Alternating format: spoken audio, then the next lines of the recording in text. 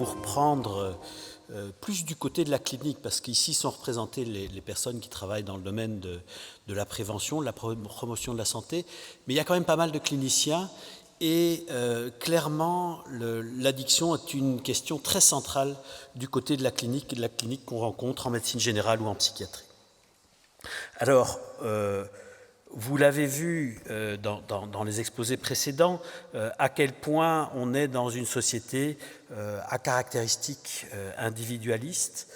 et ces dimensions individualistes qui sont un peu le résultat de l'évolution de notre société, où avec l'avènement des systèmes experts et le développement de cette recherche d'autonomie, l'individu est parfois plus isolé qu'il ne l'était avant. Et si dans les années 70, 70, les changements des habitudes alimentaires ont permis de prédire l'apparition d'une épidémie d'obésité dans les années 80-90, peut-être qu'une société où le lien social est moins aisé pourrait être à l'origine aussi d'émergence de difficultés du côté de la santé mentale, qui est une cible directe et une conséquence directe de cette dimension de la santé. La solitude, donc le sentiment subjectif de solitude ou l'isolement social objectif sont actuellement reconnus comme des facteurs de santé qui sont équivalents en termes de mortalité à l'effet du tabac et supérieur aux effets de l'obésité. Et donc cette question du lien social est une question qui est tout à fait au cœur de la question clinique. Alors, on a parlé, et on va parler beaucoup des réseaux sociaux qui sont en soi des facteurs qui peuvent être conçus comme des facteurs de promotion des liens sociaux. Si c'est des réseaux sociaux, ça met les gens en réseau. Donc, il y a une dimension favorable, mais ça peut être aussi des facteurs de disruption sociale. Et donc, chaque fois, chaque élément spécifique de notre société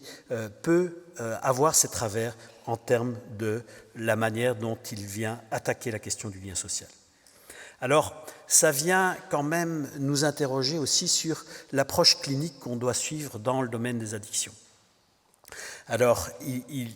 vous l'avez vu, ça a été bien exposé par les orateurs précédents, les industries sont créatives pour induire des habitudes de consommation,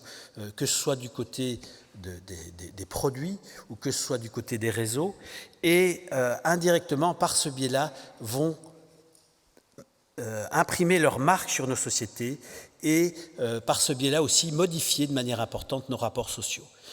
Quand vous prenez, c'est quand je me resitue moi 20 ans en arrière, je vois bien que les échanges ne se faisaient pas de la même manière, les rapports sociaux n'étaient pas les mêmes et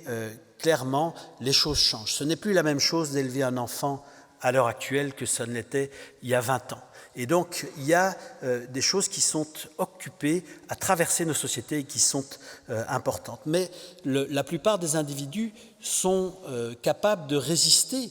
finalement à cette pression venue de la société. C'est généralement bien supporté, sauf lorsque les individus sont plus vulnérables,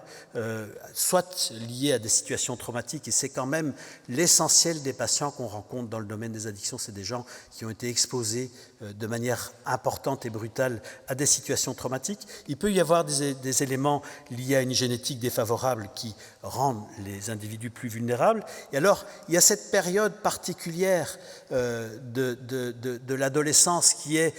cette période où justement l'individu est censé aller vers plus d'autonomie, qui va finalement venir d'une certaine façon fragiliser l'individu du côté de sa place et l'identité qu'il peut venir finalement adosser à un moment donné. Et par ce biais-là, ces moments de l'enfance, de l'adolescence sont aussi des moments importants pour l'émergence des addictions. Et alors, ce qui se passe aussi, c'est que lorsque l'individu est isolé, ça va être un facteur très important dans le développement de l'addiction en elle-même venant renforcer cette dimension d'isolement. et par ailleurs avoir un effet de fragilisation de l'identité sociale de la personne. Et vous verrez, c'est quand même autour de cette question de rétablir un lien social, une identité sociale chez l'individu qu'on va devoir travailler pour pouvoir aider ces patients addicts. Alors la perte des liens sociaux, il y a un exemple flagrant qu'on vient de traverser, qui est la crise Covid, pendant laquelle les individus ont vécu de manière beaucoup plus isolée, et ça a été de pair, et ça c'est une des statistiques qui viennent de l'association française Addiction France, qui montre que suite à la crise Covid, il y a eu une augmentation des consommations d'un certain nombre de pratiques et de produits qui peuvent relever d'une dimension addictive. Maintenant, l'usage d'un produit dans une dimension addictive n'est pas forcément à bannir, c'est parfois une tentative de survie qui sera nécessaire pendant un temps, et donc on ne doit pas forcément considérer de manière péjorative. Martin parlait tout à l'heure de cette dimension morale. On doit rester dans une dimension d'accueil par rapport à cette personne qui a recours à un moment donné à une substance ou à une pratique excessive pour faire face à une détresse personnelle. Mais par contre, cet usage excessif va venir entamer ou entraver la construction de l'identité, et donc il y a quelque chose d'important, et je trouve que même chez des patients addicts d'âge adulte, on retrouve une fragilité de l'identité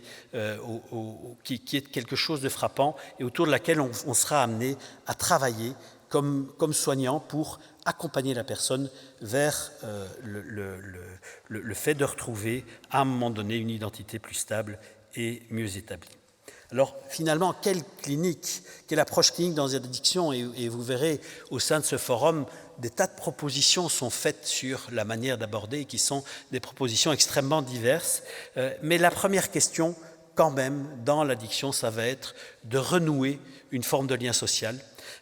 Et du côté des chercheurs dans le domaine des addictions, de mieux comprendre finalement le rôle des processus sociaux dans l'émergence des addictions,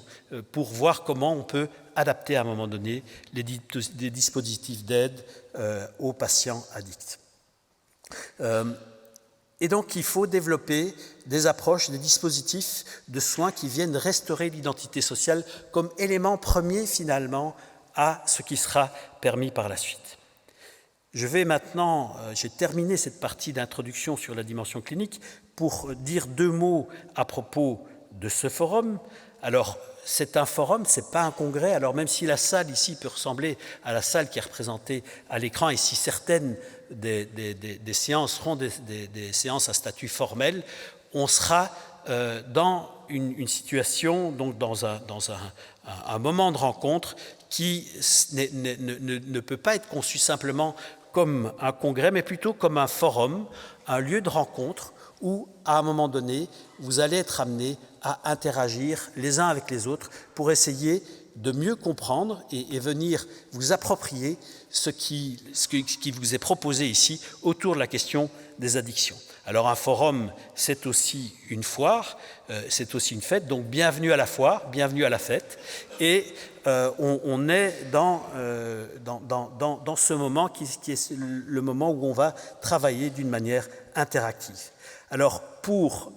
constituer un programme interactif, vous avez vu que le programme était coloré de manière diverse pour venir traduire le fait que certaines des lieux d'échange se font sous forme de conférences, d'autres se font sous forme d'ateliers. Alors les thématiques, vous avez vu, sont extrêmement diversifiées. Avec des dimensions scientifiques, des interrogations sur ce que c'est l'addiction, des dimensions épidémiologiques, des éléments qui touchent à la justice, aux ados, à la prévention, aux interventions. On a une myriade d'interventions différentes du côté des conférences et aussi une grande richesse du côté des ateliers qui peuvent prendre la forme de tables rondes, de propositions d'outils, de solutions de terrain, de travail avec les familles. On est dans quelque chose finalement de très vaste et j'espère que chacun pourra y faire son marché d'une manière qui lui sera profitable pour soi-même et pour ses pratiques.